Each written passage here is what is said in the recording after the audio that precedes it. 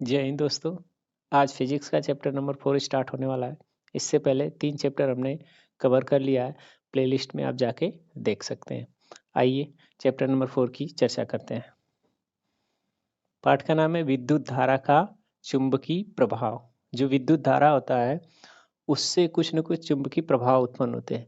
उसी को इस चैप्टर में हम लोग आज चर्चा करेंगे। सबसे पहले जानेंगे हम लोग चुंबक के बारे में। चुंबक, अच्छा, चुंबक की खोज कैसे कब हुई इसके बारे में चर्चा नहीं करेंगे, वन शॉट है, एग्जाम व्यू से दिखते हुए हम लोग इसको आगे बढ़ते हैं। मैग्नेट की बात करते हैं।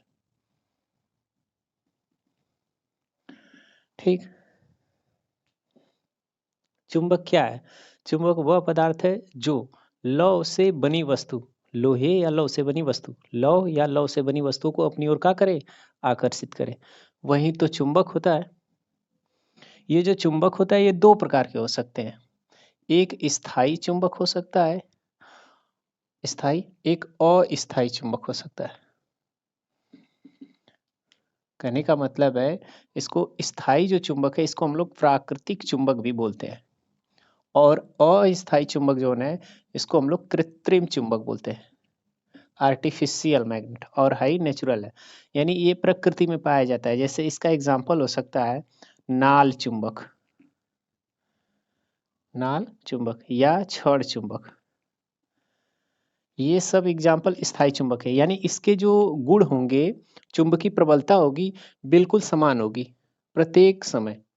ठीक, लेकिन कृत्रिम चुंबक की बात करें, अस्थायी चुंबक की बात करें, तो इसके एग्जाम्पल में आ जाएगा धारावाही चालक।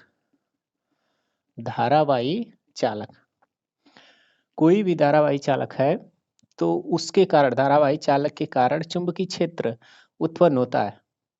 ठीक है, तो वो उसको हम लोग उसकी प्रबलता को बढ़ा भी सकते हैं, आवश्यकता अनुसार घटा भी सकते हैं। इसीलिए इसको अस्थायी चुंबक माना गया, स्थायी नहीं है, यानी इसको हम लोग कृत्रिम चुंबक बोलेंगे। ठीक ना, इसको आवश्यकता अनुसार बढ़ा घटा सकते हैं, इस प्रकार के चुंबक को हम लोग।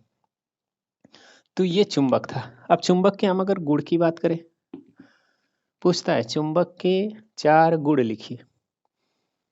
ठीक है, तो चुंबक के गुण में हम क्या जान सकते हैं, इसमें नॉर्थ और साउथ, कोई भी मान लीजिए एक छड़ चुंबक हम लिए, तो इसमें 2 ध्रुव होते हैं, एक नॉर्थ होता है, एक साउथ।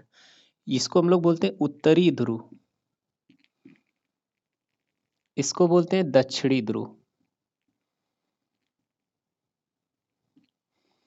और हमेशा याद रखिएगा, जो ध्रुव होते हैं वो किनारों से थोड़ा अंदर की तरफ होते हैं, एकदम किनारे पर नहीं ध्रुव होते हैं, किनारों से थोड़ा अंदर की। ये छड़ चुंबक हमने लिया है, इसमें 2 ध्रुव, प्रत्येक चुंबक के 2 ध्रुव होते हैं। अगर इन्हें आप बीच से फाड़ दें या तोड़ दें तब भी प्रत्येक टुकड़े में 2 ध्रुव प्राप्त होंगे। ठीक है, चुंबक के गुण के बारे में समझते हैं। तो इसमें 2 ध्रुव होते हैं, उत्तरी ध्रुव और दक्षिणी ध्रुव। उत्तरी ध्रुव को यन से दिखाएंगे नॉर्थ, इसको यस साउथ से दर्शाएंगे। अब अगर मान लीजिए 2 चुंबक है, आमने सामने लाना चाहते हैं हम लोग, मान लीजिए ये भी सिरा यन है, ये भी सिरा यन है, और ये यस है और ये यन है, और ये यस है और ये यस है। यहाँ पर देख रहे हैं यन यन सिरा आपस में आमने सामने ला रहे हैं। यन यन सिरा जब आपस में लाए, सजाती ध्रुव है। कौन से ध्रुव? सजाती। और यन और यस को जब सामने लाएंगे तो ये विजाती ध्रुव है, या फिर से सजाती। तो जहाँ सजाती ध्रुव होगा वहां पर प्रतिकर्षण देखने को मिलेगा, यानी रिपल्सन करेंगे, एक दूसरे को धक्का देंगे। और जहाँ विजाती ध्रुव होंगे, यानी साउथ नॉर्थ, नॉर्थ साउथ होंगे, वहां पर अट्रैक्शन होगा, यानी आकर्षण देखने को मिलेगा। ठीक, यहाँ पर क्या मिलेगा? प्रतिकर्षण। यहाँ भी क्या मिलेगा? प्रतिकर्षण। तो चुंबक के गुण हो रहे हैं। पहला गुण आपने पढ़ा कि इसके 2 ध्रुव होते हैं, अगर इसे तोड़ भी दे तो प्रत्येक टुकड़े के 2 ध्रुव मिलेंगे। इसके साथ साथ दूसरा आपने दिखा, सजाती ध्रुवों के बीच प्रतिकर्षण और विजाती ध्रुवों के बीच आकर्षण प्राप्त होता है। तीसरे नंबर की अगर हम बात करें, अगर छड़ चुंबक को स्वतंत्रता पूर्वक लटका दे, रस्सी से बांध के इसे हम लटका दें, तो ये हमेशा नॉर्थ और साउथ में ठहरेगा। यानी कि स्वतंत्रता पूर्वक छोड़ने पर ये नॉर्थ और साउथ दिशा में ही ठहरेगा। इस चुंबक की बात कर रहे हैं। ठीक है ना। आइए अब देखते हैं चुंबकीय क्षेत्र, मैग्नेटिक फील्ड।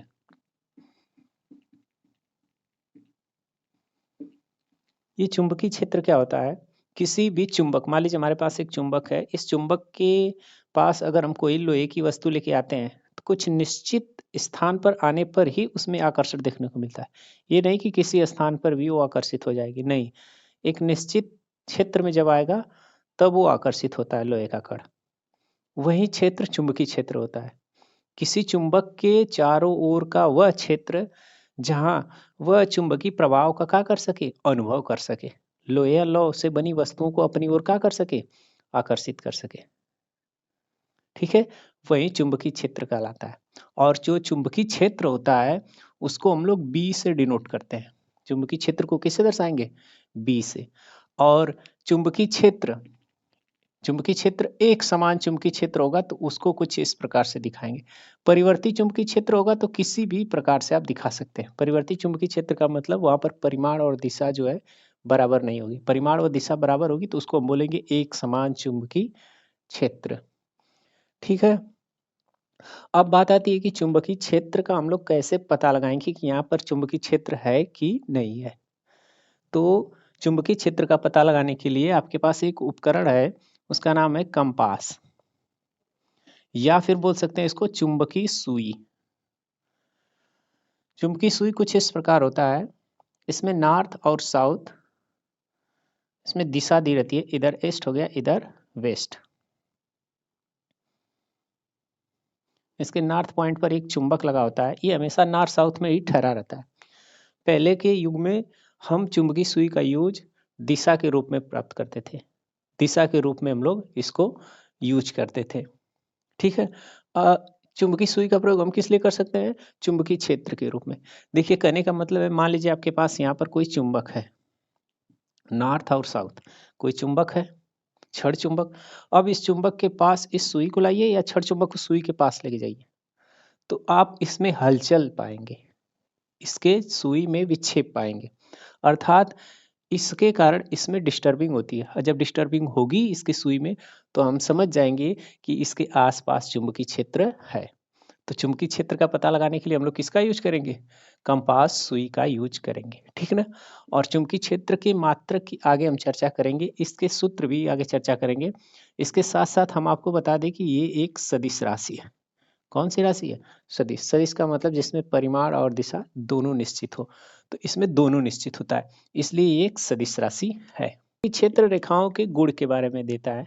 तो चुंबकीय क्षेत्र रेखाओं के गुण, तो चुंबकीय क्षेत्र रेखाएं सबसे पहले उत्पन्न कहाँ से होगी, तो चुंबकीय क्षेत्र रेखाएं किसी चुंबक से उत्पन्न होगी। एक छड़ चुंबक हम बनाते हैं, देखिए, और यहाँ पर नॉर्थ है और यहाँ पर क्या है, साउथ। और चुंबकीय क्षेत्र रेखाओं के अगर हम गुण की बात करें तो पहला पॉइंट, चुंबकीय क्षेत्र रेखाएं हमेशा नॉर्थ से निकलती है। ये चुंबकीय रेखाएं क्या होती है, नॉर्थ से निकलती है और वलय बनाते हुए साउथ में प्रवेश कर जाती है और इसमें विलीन हो जाती है। यानी नॉर्थ से निकलेगी साउथ से प्रवेश, इस तरह से होते हुए नॉर्थ से निकलेगी साउथ में प्रवेश, उसी में विलीन हो जाएगी, उसी लाइन में। ठीक, नॉर्थ से निकलकर कहाँ, साउथ में, नॉर्थ से निकलकर साउथ में।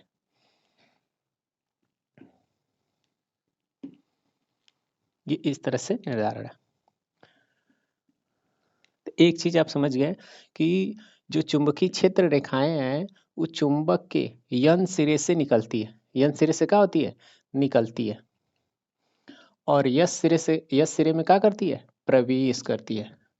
यानी चुंबक के बाहर चुंबकीय क्षेत्र रेखाओं की दिशा, चुंबकीय क्षेत्र रेखाओं की दिशा किधर होती है, नॉर्थ से साउथ की तरफ। और चुंबक के अंदर की बात करेंगे तब साउथ से कहाँ होती है, नॉर्थ। तो हम यही लिखेंगे, चुंबक के बाहर जो चुंबकीय क्षेत्र की दिशा होती है नॉर्थ से साउथ की तरफ होती है। दूसरे पॉइंट में भी लिख सकते हैं, नॉर्थ से किधर होती है, साउथ की तरफ। पहले वाले में लिखा यन से निकलती है, यस में प्रवेश करती है। दूसरा लिखा चुंबक के बाहर नॉर्थ से साउथ की तरफ, और चुंबक के अंदर का होता है साउथ से नॉर्थ की तरफ। ठीक, तीसरी बात, ये जो रेखाएं होती हैं अदृश्य होती है। यानी कि कोई भी चुंबक है उसके चारों ओर चुंबकीय क्षेत्र उत्पन्न होंगे, वो आपको दिखाई नहीं देंगे, अदृश्य होंगे। ठीक है, तो यहाँ पर ये लिख देते हैं हम, अदृश्य होती है। ये चुंबकीय क्षेत्र रेखाएं क्या होती है, अदृश्य। पॉइंट नंबर 4 की बात करें, ये चुंबकीय क्षेत्र रेखाएं एक दूसरे को कभी नहीं काटती हैं, एक दूसरे को कभी नहीं काटती हैं। अगर कहीं पर एक दूसरे को काट भी देती हैं, मान लीजिए ये रेखा जा रही थी, एक दूसरी रेखा आई इसको काट दी, एक रेखा इधर से गई एक रेखा इधर से, तो इस पॉइंट पर दो चुंबकीय क्षेत्र की दिशा हो जाएगी और एक ही पॉइंट पर चुंबकीय क्षेत्र की दो दिशा होना संभव नहीं है। ये उसी प्रकार बात हो गई, दो रास्ते आपस में मिल रहे हैं, पहुंचना है आपको एक ही जगह, तो दोनों रास्तों से एक साथ उस जगह नहीं पहुंच सकते, एक ही रास्ता का चुनाव करना होगा आपको। ठीक है, तो यहाँ पर और एक बात, मान लीजिए चुंबकीय क्षेत्र रेखाएं हैं, चुंबकीय क्षेत्र रेखा है और इस पे आपको चुंबकीय क्षेत्र की दिशा बतानी है इस पॉइंट पर, तो आप यहाँ स्पर्श रेखा खींच दीजिए। स्पर्श रेखा खींच देंगे, चुंबकीय क्षेत्र की दिशा पता चलेगी। इस पॉइंट पर स्पर्श रेखा खींचना होगा तो एक ठे स्पर्श रेखा इधर हो जाएगा, एक ठे स्पर्श रेखा इधर, यानी दो स्पर्श रेखा खींच दी, दो दिशा हो जाएगी। दो दिशा संभव नहीं है, एक ही बिंदु पर चुंबकीय क्षेत्र की दो दिशाएं नहीं होती, इसलिए एक दूसरे को कभी नहीं काटती।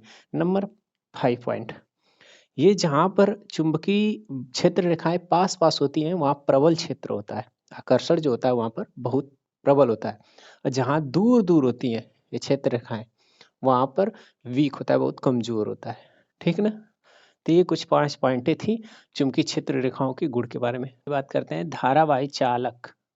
धारावाही चालक के कारण चुंबकीय क्षेत्र, कोई चालक रहेगा उसमें धारा प्रवाहित होगी तो उसको हम कहेंगे धारावाही चालक, और उसके कारण चुंबकीय क्षेत्र होगा। यानी यहाँ पर हो क्या रहा है, धारा के कारण हम लोग चुंबकीय क्षेत्र बी प्राप्त करेंगे, और ये सबसे पहले किसने प्राप्त किया था, ऑस्ट्रेड ने।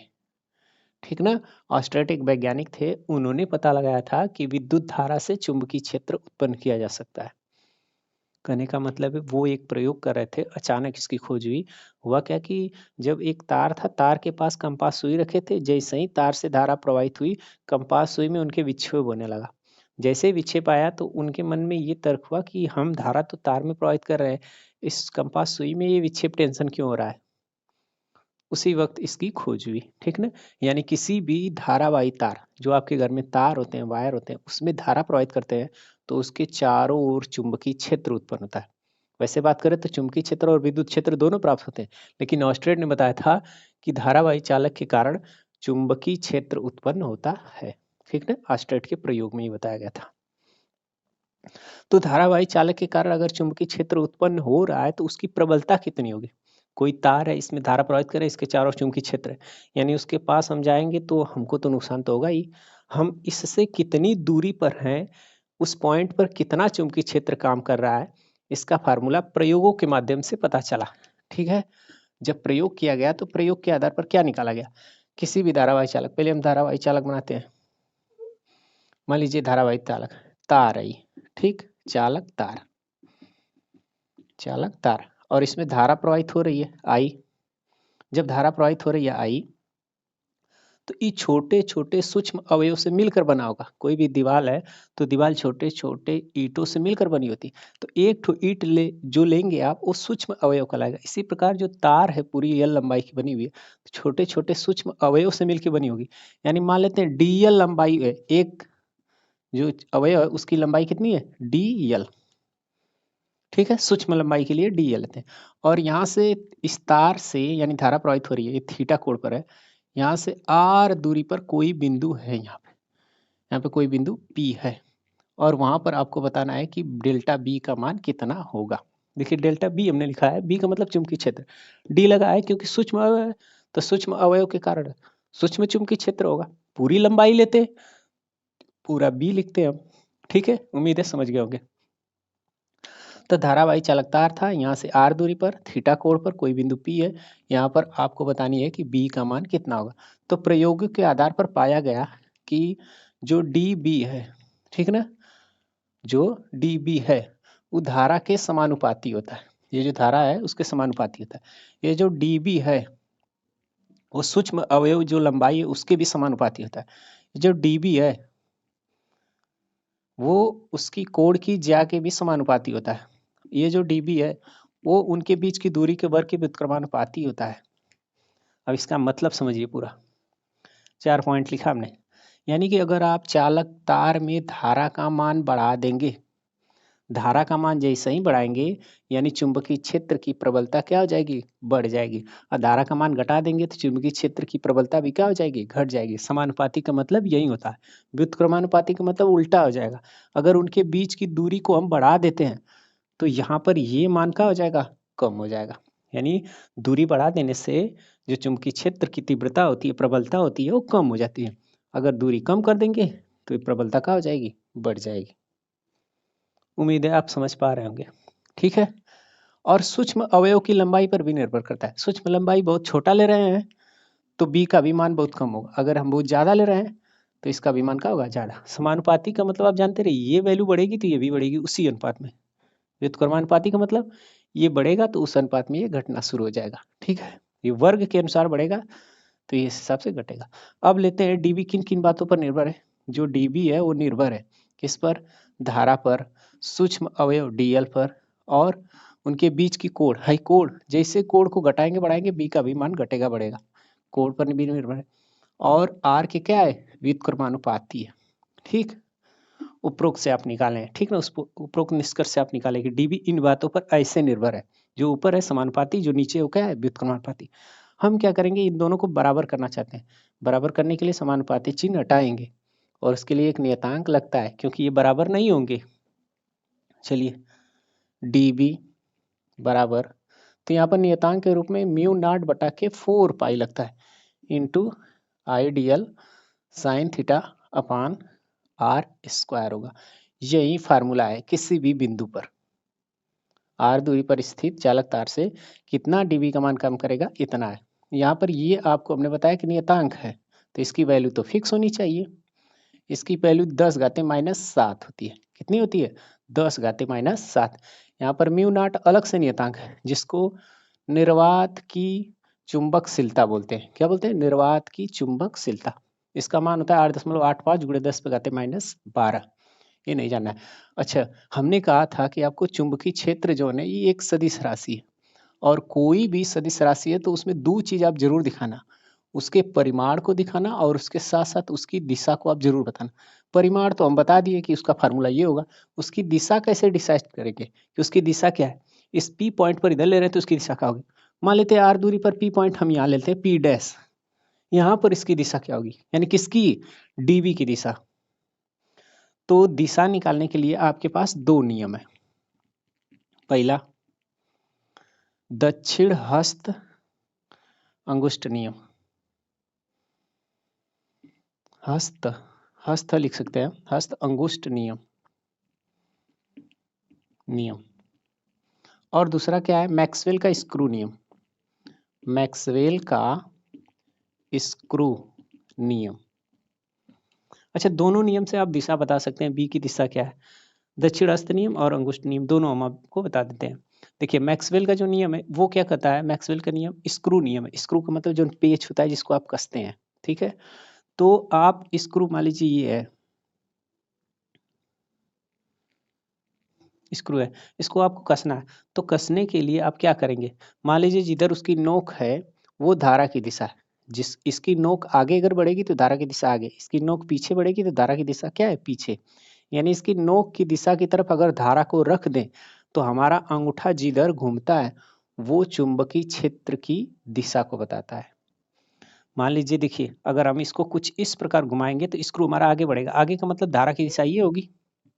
और इसको घुमाने के लिए हम इधर कर रहे हैं तो चुंबकीय क्षेत्र की दिशा क्या होगी, इधर से इधर, मतलब ठीक। इसमें हम देख के बताते हैं।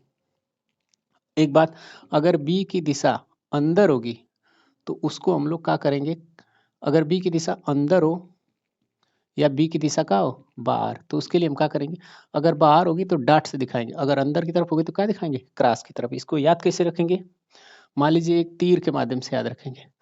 तीर, अगर आपसे तीर जब दूर जाती है तो उसका पीछे वाला हिस्सा दिखता है, दूर जा रही है, दूर का मतलब हमसे दूर का मतलब अंदर जा रही है, ठीक। तो पीछे वाला हिस्सा यानी क्रॉस दिखेगा। और कोई तीर हमारी तरफ आ रही है, और जब कोई तीर हमारी तरफ आ रही है तो उसका डॉट पॉइंट आगे वाला हिस्सा दिखेगा, तो कैसा दिखेगा, पॉइंट। तो जब बी की दिशा अंदर की तरफ होगी तो क्रॉस, बाहर की तरफ होगी तो किससे दर्शाएंगे, डॉट पॉइंट से दर्शाएंगे। यहाँ पर क्या होगी बी की दिशा, तो मैक्सवेल के स्क्रू नियम से देखते हैं। धारा की दिशा ऊपर है, यानी इसको करने के लिए हम क्या करेंगे, ऐसे घुमाएंगे। अंगूठा देख रहे हैं हमारा किधर घूम रहा है, देख रहे हैं, बाहर से अंदर की तरफ जा रहा है। कहाँ जा रहा है, अंदर की तरफ। और अंदर के लिए इस पी पॉइंट को हम क्या दिखा सकते हैं, क्रॉस। क्या दिखा सकते हैं, क्रॉस। अब देखिए यहाँ पर धारा की दिशा थी, इस पॉइंट पर पता लगाना है, इस पॉइंट पर क्या होगी। तो इस पॉइंट पर देख रहे हैं इधर है, मतलब बाहर की तरफ। कहाँ है, बाहर। और बाहर के लिए हम लोग क्या लेते हैं, डॉट। यानी P डैश पर बाहर की तरफ है, अब P पर जो है क्रॉस, यानी B की ये दिशा हो गई। स्क्रू नियम, दक्षिणहस्त नियम, दक्षिणहस्त का मतलब अपना दायां हाथ ले लीजिए, ठीक। और दाएं हाथ में क्या करिए कि जिधर चालक जो चालक है उसमें धारा की दिशा जिधर बह रही है उधर अंगूठा करना है। ये अंगूठा है, मान लीजिए कि इस नोक की तरफ धारा की दिशा है तो इसको ऐसे रखना है। अगर ये नीचे की तरफ होती, अगर इसमें नीचे की तरफ होती तो हम इसको क्या करते, कुछ इस प्रकार रखते, ठीक। तो धारा की दिशा ऊपर है तो चालक को अपने हाथ में इस प्रकार रखना है, ठीक। फिर उसके बाद इसको मोड़ना है, क्या करना है, मोड़ना है। वैसे ये लेफ्ट हाथ था, सॉरी, हम राइट हैंड मतलब दाएं हाथ को लेकर चलते हैं, दक्षिणहस्त को नहीं। तो इसको हमको इस प्रकार रखना है, ठीक।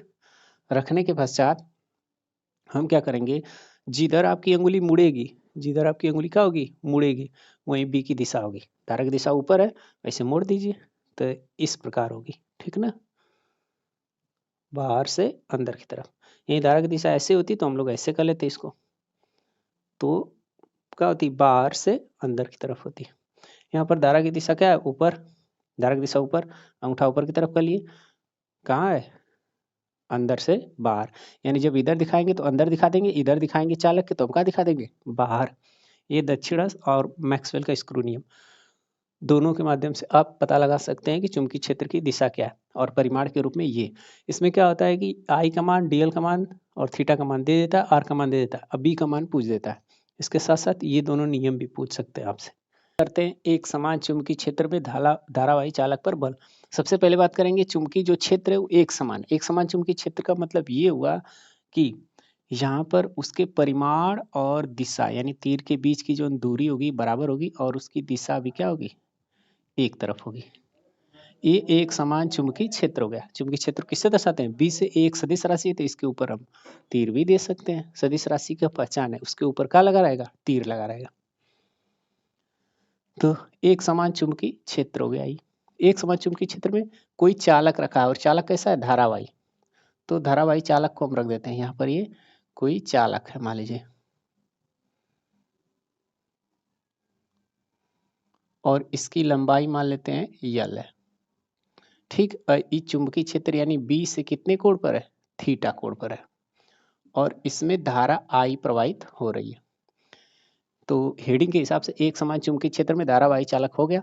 अब इस पर एक बल काम करता है, उस बल का मान और आपको दिशा बतानी, क्योंकि बल एक सदिश राशि है और सदिश राशि को दिखाना है तो आपको दिखाना होगा परिमाण, और परिमाण के साथ साथ उसकी दिशा, दोनों चीज हम लोग देखेंगे।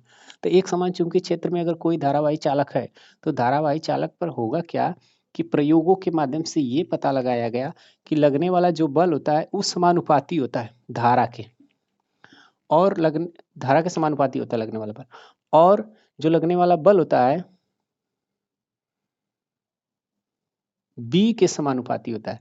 लगने वाला जो बल होता है वो लंबाई, चालक की लंबाई यल के समानुपाती होता है, और उनके बीच बने कोण की ज्या के समानुपाती होता है। इसका मतलब समझिए, अगर चालक में धारा का मान बढ़ाएंगे तो उस चालक पर लगने वाला बल क्या होगा, बढ़ जाएगा। बी का मान, चुंबकीय क्षेत्र वहां बढ़ा देते हैं तो लगने वाला बल भी बढ़ जाएगा। अगर चालक की लंबाई भी बढ़ा देते तो उस पर लगने वाला बल भी बढ़ जाएगा। इसके साथ साथ अगर कोण का मान परिवर्तित करेंगे उसी अनुपात में एफ का भी मान परिवर्तित होगा। यानी एफ जो है किन किन बातों पर निर्भर है, आई पर, बी पर, यल पर और किस पर, साइन थीटा पर। समानुपाती चिन्ह हटा देंगे, बराबर का एक नियतांक लग जाएगा, आई बी यल साइन थीटा। प्रयोगों द्वारा पाया गया कि के का मान कितना हुआ, एक, इसलिए फार्मूला क्या हो जाएगा, एफ बराबर आई बी यल साइन थीटा। ये एक समान चुंबकीय क्षेत्र में रखे धारावाही चालक पर लगने वाला बल का सूत्र है। और इसकी अगर आपको दिशा का ज्ञान कराना है कि इसकी दिशा क्या होगी, लगने वाला बल की दिशा क्या होगी, अंदर होगी, बाहर होगी, लेफ्ट होगी, राइट होगी, तो उसके लिए आप फ्लेमिंग के बाएं हाथ का नियम यूज कर सकते हैं।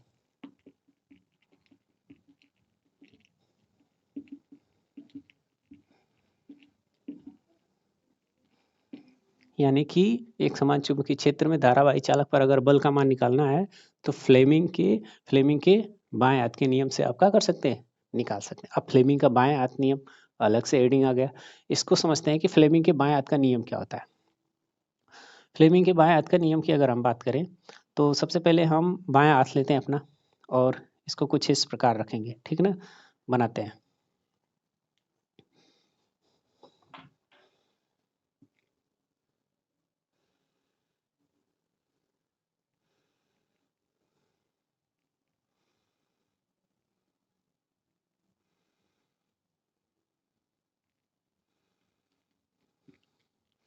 तो फ्लेमिंग के बाएं हाथ के नियम में हम क्या करेंगे, 5 अंगुलियां होती हैं।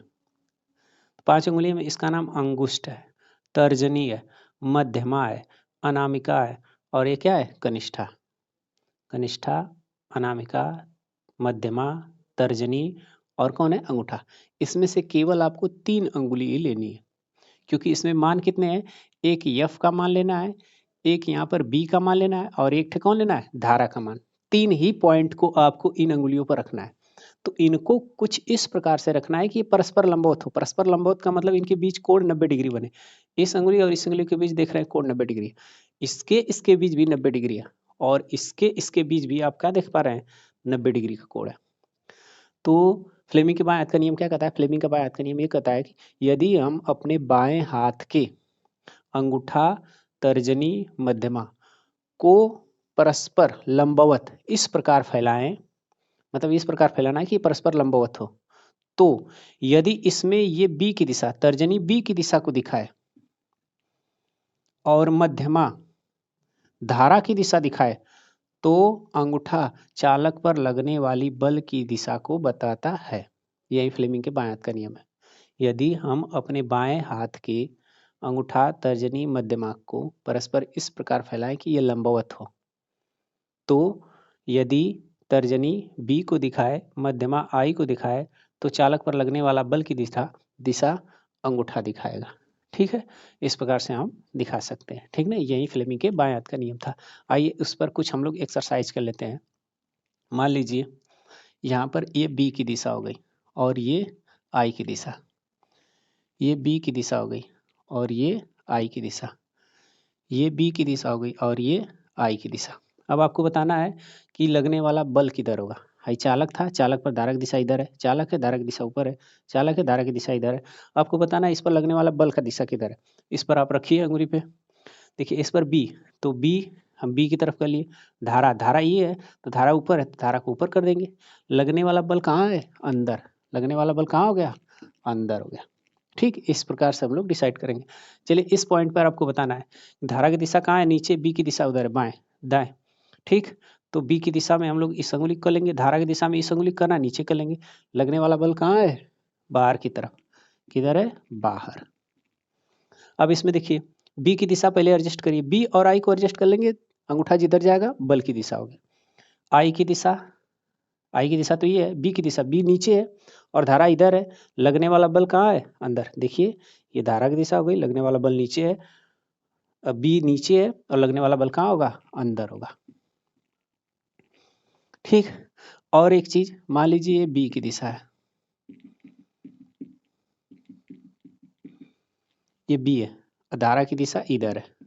आपको बताना है लगने वाला बल किधर है। अच्छा, बी की दिशा हमने क्रॉसिंग दिखाया, क्रॉसिंग का मतलब क्या है बताइए, अंदर की तरफ है। बी कहाँ है, अंदर की तरफ है।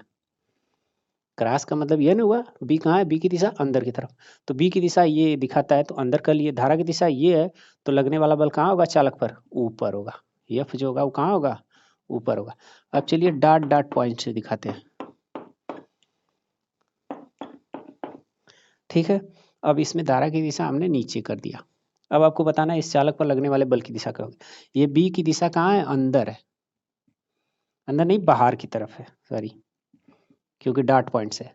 अब हम लोगों को इसको बाहर करना है। धारा की दिशा नीचे, लगने वाला बल किधर है, इधर है हमारी तरफ, यानी इधर हो गया लेफ्ट। ये लगने वाले बल की दिशा हो गई।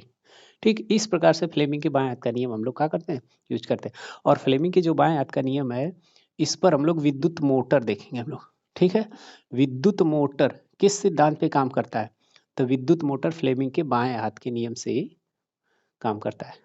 विद्युत जनित्र जो होता है फ्लेमिंग के दाएं हाथ के नियम से काम करता है, क्योंकि जनरेटर आप लोग जाते हैं इस हाथ से चालू करते हैं, तो इससे इसी नियम पर काम करता है। याद करने का तरीका है, ठीक है, नोट कीजिए। एक समान चुंबकीय क्षेत्र में गतिमान आवेश पर बल सबसे पहले बात करें चुंबकीय क्षेत्र कैसा, एक समान चुंबकीय क्षेत्र बनाते हैं, एक समान चुंबकीय क्षेत्र हो गया, ठीक है। और उसमें कोई आवेश है, और लेकिन वो कौन सी है, गतिमान है। यहाँ पर कोई आवेश, आवेश दो प्रकार के हो सकते हैं, या तो धन आवेश या तो ऋण आवेश। मान लीजिए हम धन आवेश ही लेते हैं, और जो धन आवेश का मैटर लेंगे उसके ठीक विपरीत ऋण आवेश का होगा, उसकी दिशा की अगर बात करेंगे तो। अब आई बी थी, बी की दिशा से थीटा कोण पर, आई बी की दिशा थी, ठीक ना। तो बी से कितने कोण पर, थीटा कोण पर ये गतिमान है। और कौने वेग से गतिमान है, भी वेग से। यहाँ पर थीटा किनके किनके बीच कोण है, बी और भी के बीच का कोण है, ठीक है। तो आगे देखते हैं, अब इस पर लगने वाला बल यानी उसका परिमाण और दिशा क्या होगा, यही निकालना है। कोई आवेश है, वो गतिमान है बी वेग से, बी में थीटा कोण पर, तो उस पर लगने वाला बल क्या होगा। तो प्रयोगों के आधार पर निकाला गया कि आवेश पर लगने वाला बल जो होता है एफ, वो समानुपाती होता है क्यू के, बी के समानुपाती होता है, भी के समानुपाती होता है, और उनके बीच कोण की ज्या के भी समानुपाती होता है, ठीक। यानी यहाँ पर जो लगने वाला बल है वो समानुपाती है किसके, Q B B sine theta के। यह बराबर हो जाएगा के Q B B sine theta हो जाएगा। के का मान प्रयोग द्वारा कितना निकला, एक। यह बराबर हो जाएगा क्यू भी बी साइन थीटा हो जाएगा, ठीक है। तो अगर आवेश बढ़ाते हैं आप तो लगने वाला बल भी बढ़ जाएगा, चुंबकीय क्षेत्र बढ़ाते हैं तो लगने वाला बल भी बढ़ जाएगा, वेग बढ़ाते हैं तो लगने वाला बल भी बढ़ जाएगा, कोण अगर आप जिस हिसाब से परिवर्तित करते हैं बल भी परिवर्तित होगा। समानुपाती का मतलब यही हुआ, उसी अनुपात में बढ़ना, ठीक ना। तो इतना बल काम करता है, इसको भी आप उसी नियम से, फ्लेमिंग के बाएं हाथ के नियम से आप निकाल सकते हैं। एक चीज और, अगर यहाँ पर थीटा का मान अलग अलग लेते हैं, यह बराबर था क्यू भी बी साइन थीटा, ठीक। अगर आप थीटा का मान कितना ले लेते हैं, 90 डिग्री, या थीटा का मान आप कितना ले लेते हैं, 0 डिग्री। तो अगर आप साइन साइन थीटा का मान रखते हैं, साइन 0 अंश का मान कितना होता है, 0। तो पूरा एफ का मान कितना हो जाएगा, 0। साइन 90 अंश का मान 1 होता है, तो एफ का मान जो होगा वो सबसे ज्यादा होगा, कितना होगा, क्यू भी बी के बराबर होगा। कहने का मतलब है जब आवेश लंबवत गति करेगा, लंबवत का मतलब 90 डिग्री पर, तो उस समय उस आवेश पर मैक्सिमम बल काम करेगा, ठीक है। और उस पर कोई बल नहीं काम करेगा यदि वो बी के समांतर हो जाए, ठीक। ठीक इसी प्रकार इससे पहले जो आप पढ़े थे एक फार्मूला, एफ बराबर आई बी एल साइन थीटा, इसमें भी साइन थीटा था, यहाँ भी थीटा का मान 90 डिग्री रख सकते हैं, यहाँ भी थीटा का मान 0 रख सकते हैं। तो यहाँ पर बल का मान क्या होगा, मैक्सिमम होगा, और यहाँ पर एफ का मान कितना होगा, 0 होगा। तो किसी चालक पर सबसे अधिकतम बल एफ मैक्सिमम कब होता है, जब वो चालक बी के क्या हो, लंबवत हो, 90 डिग्री पर हो, तो उस पर लगने वाला बल का होगा, मैक्सिमम। यानी यहाँ पर लंबवत थीटा 90 रखिएगा, तब बल का मान का होगा, मैक्सिमम होगा, ठीक है। मैग्नेटिक फ्लक्स, इसको हम लोग फाई बी से दर्शाते हैं, चुंबकीय फ्लक्स को किससे दर्शाएंगे, फाई बी। बी मतलब यहाँ पर चुंबकीय, चुंबक को दर्शा रहा है, ठीक है। फाई चुंबकीय फ्लक्स क्या होता है, किसी भी पृष्ठ से चुंबकीय क्षेत्र रेखाओं की संख्या जितनी गुजरे उनकी संख्या को हम लोग चुंबकीय फ्लक्स कहते हैं। चुंबकीय फ्लक्स किसे कहते हैं, किसी भी पृष्ठ के लंबवत गुजरने वाली फ्लक्स रेखाओं की संख्या। अगर मान लीजिए कोई पृष्ठ है, इससे एक रेखा गुजर रही है तो चुंबकीय फ्लक्स फाई का मान 1 होगा, 2 रेखा गुजर रही है तो फाई का मान 2 होगा, 3 रेखा गुजर रही है तो फाई का मान क्या होगा, 3 होगा। तो किसी भी पृष्ठ से, सरफेस से जितना चुंबकीय क्षेत्र गुजरे उन रेखाओं की संख्या, चुंबकीय क्षेत्र रेखा आपने पढ़ा, वो चुंबकीय क्षेत्र रेखा अदृश्य होती है, जाती है, वो रेखाएं जितने इस पर गिरे उनकी संख्या काउंट कर लीजिए, फाई का मान बता देगा। या फिर ऐसे भी आप कह सकते हैं, मान लीजिए ये कोई पृष्ठ है, यहाँ से फ्लक्स रेखाएं गुजर रही है, ठीक है, फ्लक्स रेखाएं गुजर रही है। तो अब सबसे पहली बात तो यहाँ पर जो कोई भी क्षेत्र है, मान लीजिए क्षेत्रफल सदिश का चुनाव करते हैं, उसमें सबसे पहले मान लीजिए ए बी सी डी, ये कोई आयत दिख रहा है, तो इसके क्षेत्रफल की हम बात करेंगे तो इसका क्षेत्रफल क्या होगा, ए होगा। और क्षेत्रफल सदिश की बात करेंगे तो इस तल के ठीक लंबवत होगा, इस तल के ठीक क्या होगा, लंबवत बाहर की ओर होगा या तो कहाँ होगा, अंदर की ओर। क्षेत्रफल सदिश की हम बात करें, क्षेत्रफल सदिश, क्षेत्रफल अदिश राशि है, लेकिन हम लोग इसको जानने के लिए क्षेत्रफल को सदिश मानकर पढ़ते हैं। अगर इसका हम क्षेत्रफल सदिश पूछेंगे, क्षेत्रफल सदिश की दिशा क्या है, तो ये पूरा जो तल है, बोर्ड का तल, इसके लंबवत जो होगा वो क्षेत्रफल सदिश होगा इसका।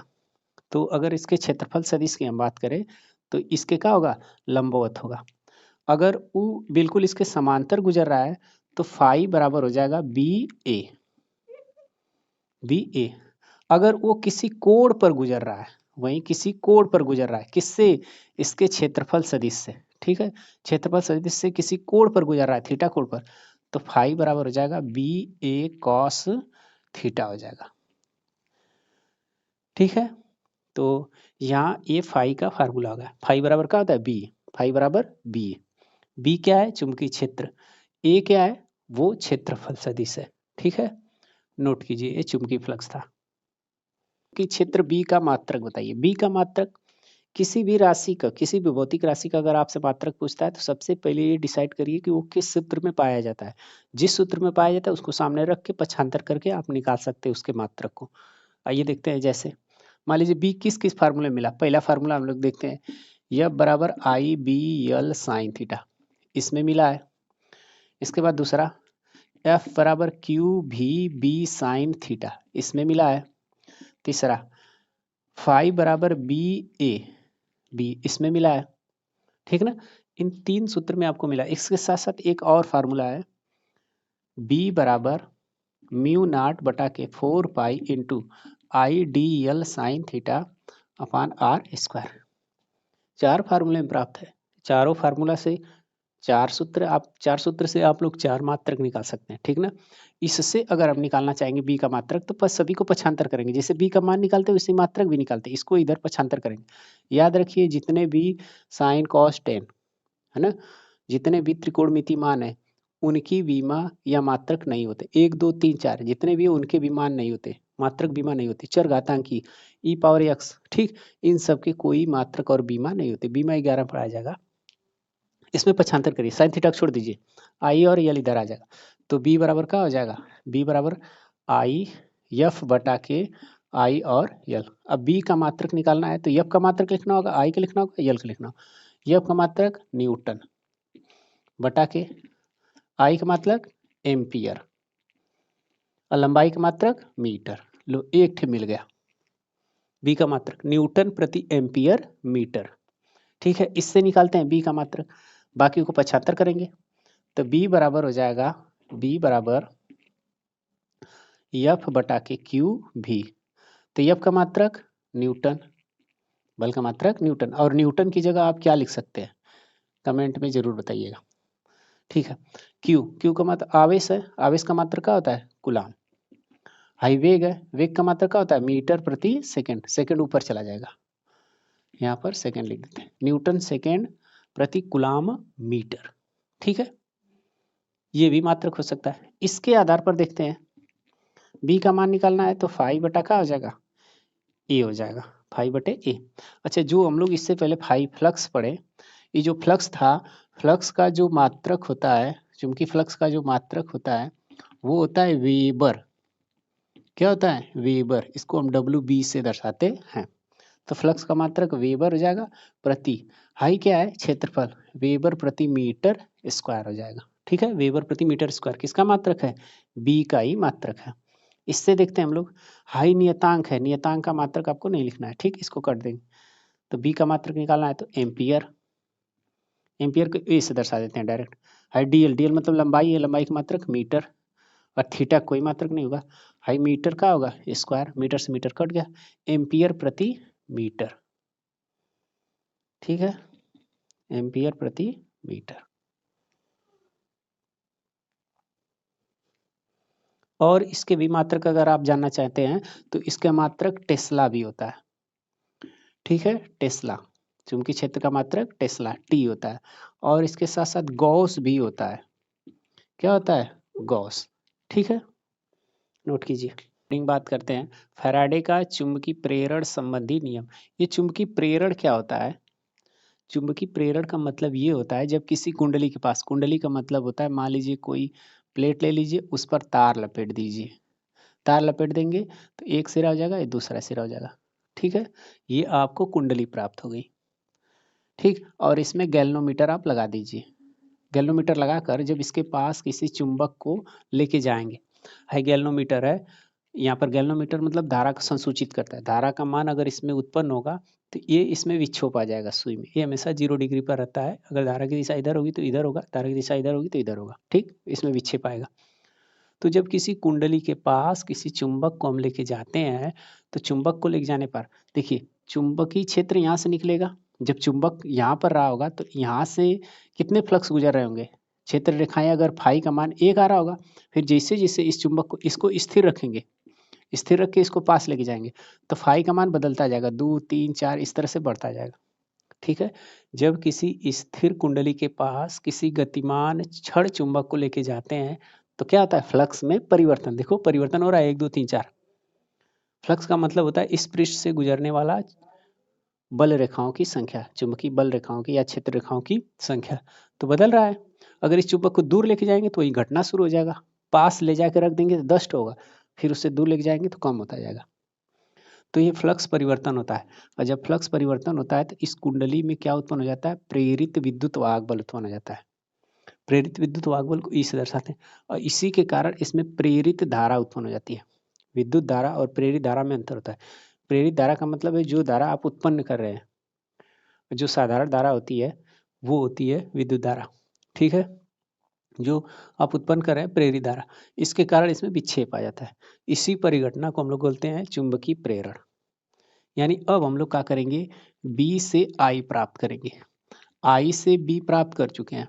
आई से बी प्राप्त करें कौन थे, ऑस्ट्रेट थे। ठीक, ऑस्ट्रेट थे। बी से आई कौन प्राप्त कर रहे हैं, फैराडे। हेनरी और फैराडे दो लोग थे, लेकिन फैराडे को जाता है श्रेय। फैराडे क्या किए, चुंबकीय क्षेत्र से क्या उत्पन्न कर दिए, धारा। इसके लिए उन्होंने क्या किया, एक कुंडली लिया स्थिर और उसके चुंबक उसके आगे पीछे गति कराए, जिसके कारण उसमें क्या उत्पन्न होगी, प्रेरित धारा। इसी को कहते हैं चुंबकीय प्रेरण, फैराडे का चुंबकीय प्रेरण। चुंबकीय प्रेरण किसे कहते हैं, जब किसी कुंडली के पास किसी चुंबक को गतिशील चुंबक को लेके जाते हैं तो उस फ्लक्स परिवर्तन के कारण उस कुंडली में प्रेरित विद्युत वाहक बल या प्रेरित धारा उत्पन्न हो जाती है। इसी को हम लोग चुंबकीय प्रेरण की परिघटना कहते हैं। चुंबकीय प्रेरण संबंधी जो फैराडे ने नियम दिया था वो 2 नियम दिया था। हम नियम नंबर 1 की बात करते हैं। जब स्थिर कुंडली के पास किसी गतिमान छड़ चुंबक को लेके जाते हैं तो गतिशील फ्लक्स परिवर्तन के कारण इसमें प्रेरित विद्युत वाहक बल उत्पन्न होता है या प्रेरित धारा उत्पन्न होता है। पहला नियम यही कहता है, जब छड़ चुंबक को कुंडली के पास लेके जाते हैं तो प्रेरित विद्युत वाहक बल या प्रेरित धारा उत्पन्न होती है। विद्युत वाहक बल को इस प्रकार आप शॉर्टकट लिख सकते हैं, विद्युत वाहक बल। ठीक, इससे दर्शाएंगे वी व ब। अच्छा, नियम नंबर 2 की हम बात करें तो नियम नंबर 2 कहता है, जब किसी कुंडली के पास छड़ चुंबक को ले जाते हैं तो उसमें जो प्रेरित विद्युत वाहक बल उत्पन्न होता है वो किसके बराबर होता है, माइनस डी फाई बटा के डी टी के। फ्लक्स परिवर्तन की ऋणात्मक दर के समानुपाती होता है। फ्लक्स परिवर्तन की ऋणात्मक दर के बराबर होता है। किसी कुंडली में उत्पन्न प्रेरित विद्युत वाहक बल फ्लक्स परिवर्तन की ऋणात्मक दर के क्या होता है, बराबर होता है। यहाँ पर अगर फेरों की संख्या n मान ले तो ये फार्मूला हो जाएगा कुछ इस प्रकार, E बराबर माइनस n डी फाई बटा के क्या हो जाएगा, डी टी। जहां पर ये डी फाई बटा के डी टी क्या है, फ्लक्स परिवर्तन की दर है। फ्लक्स परिवर्तन की दर मतलब समय के साथ फ्लक्स परिवर्तित हो रहा है। n जो है फेरों की संख्या, फेरों की संख्या है। ठीक, E जो है विद्युत वाहक बल है, विद्युत वाहक बल है। ठीक है, ये 2 नियम थे। अच्छा, यहाँ पर ऋण चिन्ह क्या दर्शा रहा है, ऋण चिन्ह ये दर्शा रहा है कि जो विद्युत वाहक बल उत्पन्न हो रहा है और जिसके कारण उत्पन्न हो रहा है उसी का विरोध कर रहा है। इसको आप जान सकते हैं लेंज के नियम से। ठीक है, किसी कुंडली में धारा की दिशा या विद्युत वाहक बल की दिशा क्या होगी वो लेंज के नियम से डिसाइड कर सकते हैं। लेंज के नियम के अनुसार क्या बताया गया, मान लीजिए एक कुंडली है, ठीक, इसके पास हम किसी चुंबक को ले जाते हैं नॉर्थ और साउथ, इसकी तरफ ले जा रहे हैं, तो आपको बताना है इसमें धारा की दिशा किधर होगी। अच्छा, अगर चुंबक को हम लेके जाएंगे कुंडली के पास तो इसमें धारा उत्पन्न हो जाएगी। चुंबकीय प्रेरण के नियम के अनुसार। तो वो जो धारा होगी, धारा की दिशा क्या करेगी, विरोध करेगी उसका। यानी यहाँ नॉर्थ है तो यहाँ पर क्या ऐसा बन जाए कि इसका विरोध करे, यानी यहाँ पर यन बन जाए तो इसका विरोध करेगा। और यन के लिए आप इस प्रकार दिशा याद, ठीक है, मतलब कुंडली में धारा की दिशा कुछ इस प्रकार हो जाएगी, या विद्युत वाहक की दिशा इस प्रकार हो जाएगी। ठीक है, अगर आप वही क्या करते, कुंडली थी और कुंडली में उसके सामने नॉर्थ और साउथ, इससे दूर ले जा रहे हैं, तो अब दूर भी नहीं जाने देगा। जब कुंडली के पास चुंबक को लेके आ रहे हैं तो उसके कारण धारा उत्पन्न होगी, उसका विरोध भी करेगा ही, विद्युत वाहक बल या धारा, ठीक, प्रेरित धारा। इसी में भी विद्युत वाहक बल या प्रेरित धारा उत्पन्न होगी, उसकी दिशा क्या होगी। तो अभी दूर जा रहा है तो अपने आप को ये इस प्रकार समायोजित करेगा कि यहाँ नॉर्थ दूर जा रहा है तो इसको पास कौन बुला सकता है, साउथ। तो साउथ के लिए यहाँ इसकी दिशा ये हो जाएगी, यानी नीचे से ऊपर की तरफ, इस प्रकार। ये धारा की दिशा या विद्युत वाहक बल की दिशा बता सकते हैं। अब समझ गए होंगे, ये लेंज का नियम था, लेंज के नियम का प्रेक्षण। ठीक है, इसके बाद एक घरेलू परिपथ बचता है। घरेलू परिपथ अगर आपको परीक्षा में दे दे कि घरेलू परिपथ का सचित्र वर्णन कीजिए, चित्र बनाकर स्पष्ट कीजिए, तो आपके घर में जो प्रयोग होते हैं परिपथ, उसी को आप बना दीजिए, आपको नंबर मिल जाएगा। कहने का मतलब है जो घर से तार आते हैं खम्भे से, उसको दिखा दीजिए, ठीक। उसके साथ साथ उसमें तार एक रेड का होता है, एक जो होता है ब्लैक होता है, और एक ग्रीन होता है। तो जो ग्रीन होता है वो अर्थिंग का कार्य करता है, भू संपर्कित अर्थिंग। और जो रेड होता है वो क्या करता है, वो मेन लाइन को काम करता है, ठीक ना, फेज की बात करता है, किसकी, फेज। और जो ब्लू ब्लैक होता है वो किसकी बात करता है, न्यूट्रल की बात करता है, ठीक। तीनों तार का ग्रीन जोन होता है वो अर्थिंग लाइन के लिए होता है, ठीक। तो घरेलू परिपथ यहाँ से लाते हैं, दो तार, एक प्लस और एक माइनस, फिर यहाँ पर कटआउट लगाते हैं, ठीक है। कटआउट लगाने के बाद फिर यहाँ से अपने पंखे को चलाते हैं, पंखे को चलाने से पहले यहाँ पर कुंजी का प्रयोग करते हैं, वो सब कुछ दिखा देंगे आप घरेलू परिपथ में। बस इसमें इतना ही आपको पढ़ना है। अच्छा, इसमें 2 पॉइंट हमने आपको 2 हेडिंग छोड़ा था, 2 हेडिंग अगली प्लेलिस्ट हम बना देंगे क्योंकि वीडियो लेंथ बहुत बड़ी हो जाती। एक विद्युत मोटर के बारे में, इसका सचित्र वर्णन करना है, कार्यविधि समझाना है, और इसके साथ-साथ जनित्र यानी जनरेटर, विद्युत जनित्र के बारे में, ठीक। ये दोनों का हम अलग से प्लेलिस्ट बना देंगे, आप उसमें जाके अच्छे से देख लीजिएगा, उसमें अच्छे से इसको एक्सप्लेन करेंगे, ठीक ना। तो ये चैप्टर इसी जगह होता है समाप्त, ठीक है, धन्यवाद।